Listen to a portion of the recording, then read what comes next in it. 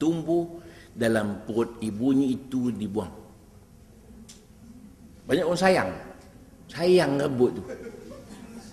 Oh, sayang nak potong tu. Kerinting rambut budak tu. Dia lupa rambut negro pun kerinting juga. Tak payah dia buang. Sunat buang. Dan makruh meninggalkan separuh. Dia panggil qazak. Maknanya kan dulu tinggal jambul semua. Dulu sekarang tak jumpa dah. Dulu kan suka orang tinggalkan jambul sikit. Ni kitab mana pula jumpa ni? Makruh meninggalkan rambutnya separuh. Sekarang saya tak jumpa dan mungkin ada juga, wallahu alam. Separuh, ya. Sama juga kita makruh memakai kasut sebelah, makruh. Di masjid hilang satu, dia pakai juga kasut tu. Makruh pun menzalimi kaki sendiri. Kaki sebelah pakai kasut. Sama juga makruh kita duduk di antara dua bayang. Kita cahaya matahari kan, separuh matahari, separuh redup, kita duduk tengah-tengah. Badan kita berada di antara redup dan apa nama tadi, dan cahaya. Makruh. Kerana situ jin suka duduk. Jin suka duduk di antara bayang dan redup. Benar, cahaya dan redup itu. Itu makruh. Kasut sebelah pun makruh, rambut sebelah pun makruh. Jangan tinggalkan rambut sebelah ataupun separuh. Menzalimi rambut sendiri. Dan sunat ditimbang rambut itu. Dan disedekahkan emas setimbang rambut. Setimbang rambut itu ditimbang.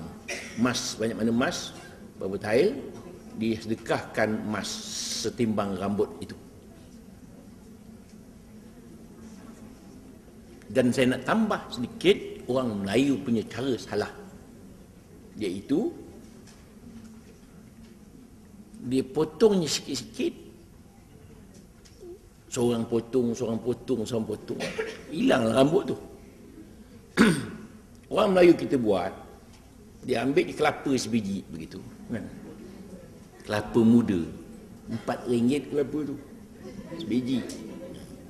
Rolik tak apalah, itu tak apa, itu adat, tak salah. Bubuhnya rantai emas kan pada kelapa tu. Dan adalah tiga jenis beras, putih, kuning, hitam apa benda. Sementara nak kuning, nak cukur tadi, taburlah beras tu. Ini Hamka tulis dalam bukunya, mengatakan adat zaman Bahari, zaman lebuh India sebelum Hindu lagi. Dia memanggil semangat. Itu kur semangat tu. KUR, kur semangat. Bila hilang semangat, dia panggil Tok Bomoh, kur semangat. Semangat dah hilang. Ini adat yang tak boleh pakai dah. Ada kemenyan tak lagi. Tabur pula beras lagi. Ini mengarut. Saya pergi ke Thailand, saya tengok mentokar orang Thailand ni, teksi ni, apa hal beras-beras ni? Saya pun tanya lebih kurang lah. Dia pun tak pandai cakap Melayu. Orang putih pun tak reti. Tapi pahaman saya lah, apa hal ni? Dia kata, cara dia, faham dah. Tepung tawar lah tu. Macam kita, pengantin pun tepung tawar. Sama ke? Tuan-tuan tahu makna tepung tawar? Tahu tak tahu? Tepung tawar tu makna tepung tu bubur air, bubur tepung, tak ada garam, tak ada gula. Tawar lah tu. Betul-betul tepung tawar. Pengantin tu dicelup dengan daun apa? Daun hijau tu bukan daun pandan. Sepulih panggil. Celup daun daripada tepung tawar tu, celup, bagi sikit pengantin tu. Apa hal tu? Pengantin dah pengantin, ikut je, tengok ikut. Ngarut orang Melayu ni. Banyak benda patut kita buang dah. Kadang-kadang tak logik. Ini rumah tu ada air condition. Ada aircon. Pengapit kipas angin buat apa lagi? Nampak tak? Tak pakai otak langsung.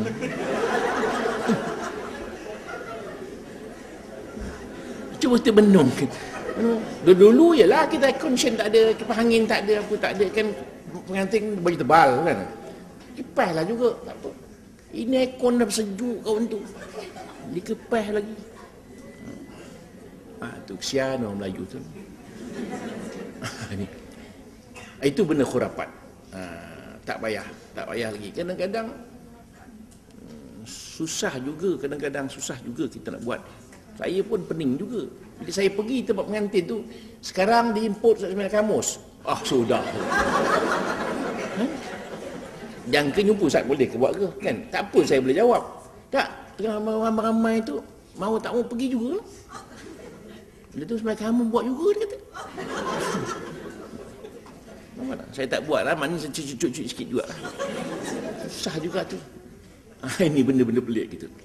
Mana banyak benda yang kita buat ni kita tak tanya orang. Kita buat ikut. Ni lah macam kita buat penuh kahwin. Pasal apa bagi telur? Pasal apa telur tu pasal? Mempertahankan keteluran tu pasal apa? Bukan tak boleh bagi telur, boleh bagi. Tapi mengapa tak tukar ke bagi kek ke bagi batu mikai seorang-seorang macam-macam. Mengapa telur tu? Telur tu mengapa tak? Mengapa tak tukar coklat ke? Tapi sekarang dah banyak berubah dah. Macam kita pergi masjid, mengapa kita bagi pisang? Mengapa mesti pisang? Bagilah anggur ke apple, limau sangkis ke. Soalannya mengapa? Sama juga tadi. Mana sekarang ni kita nak menaikkan pengantin, tak usahlah buat benda pelik-pelik begitu. Sama juga cukur rambut tadi. Cukur rambut cukur, tak payah kita benda pelik-pelik, cukur je. Sekarang ni marhaban, tak apalah kita ambil budaya Islam, tak apa. Marhaban tu. Sebenarnya marhaban ini memanglah tak ada masalah. Tapi yang paling bagusnya marhaban itu, saya kata tadi, tahulah maknanya barulah jadi. Marhaban tu lagu aja. Yang isinya bagus, isi dia tu. Banyak sekarang orang perempuan banyak marhaban. Sekarang banyak. Banyak orang marhaban. Tak apalah marhaban sesama, tak apa. Pada di muzik eloklah marhaban tu. Tapi eloklah dia tahu makna tu. Kan? Makna dia tak tahu. Marhaban. Jadi marhaban jadi. Kemudian jangan ada kemenyan. Maknanya sekarang cukup-cukup je. Tak apalah secara resminya. Ramai-ramai orang berjalan putun sikit, tak apa, simpan rambut tu. Jangan buat mengarut. Pasal ini ada kaitan dengan budak itu. Bukan makna buat kerja tu kosong, tak ada isinya. Begitu. Itu tiga. Jadi cukur rambut, apa tadi? Akikah dan beri nama. Kemudian ingat balik. Sesungguhnya kita membuaikan budak itu. Membuaikan itu. Ingatlah sejarah orang-orang Aceh. Orang-orang Aceh waktu membuaikan anak itu, dia bersemangat budak dalam buaya tu. Datang Belanda bunuh, budak dalam buaya, apa dia tahu ni? Tapi budak-budak tu bila besar, dia teringat perkataan tu. Datang Belanda bunuh, mana Aceh masuk Belanda? Masa Belanda masuk Aceh? Tak masuk dia. Tak berani. Dia asak dia perkataan bencikan Belanda tu. Gitu. Kita ubah kalimah Allah ke biar dia ingat kenangan tu. Tapi orang kita dulu kecil dulu, mak kita lagu lain. Buai laju-laju sampai pokok sena. Nanti beli baju kedai Cina. Itu sebab kita kepala Cina. Beli baju kedai Cina. Dah diasak gitu. Buai laju-laju sampai pokok sena, bukan? Nanti beli baju di kedai Cina, nampak? Itu jadi gitu. Kedai-kedai Melayu, kedai-kedai Melayu, dalam kampung Melayu pun tutup. Pasal dia beli kedai Cina. Dia mungkin orang cerita kan, orang kata asabiah pula. Tak, itu. Ada sesekali buai laju sampai cucuk atap, kan? Betul gitu.